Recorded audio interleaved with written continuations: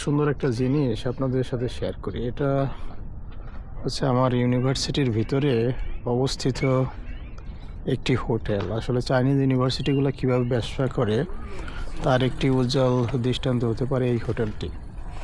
এটা বলা চলে আমাদের ইউনিভার্সিটির একদম হার্টবিটে অবস্থিত। সো যে কেউ চাইলে কিন্তু এই হোটেলে থাকতে পারবে, মোটামুটি ভালোই কস্টলি।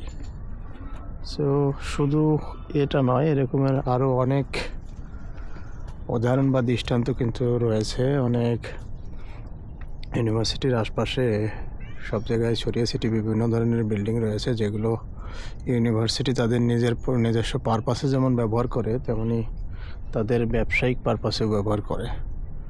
সো যার জন্য তাদের কিন্তু কোনো অর্থ সংকটে ভুগতে হয় না। এখান থেকে মোটামুটি একটা ভালো আর্নিং কিন্তু তাদের হয়ে যায়।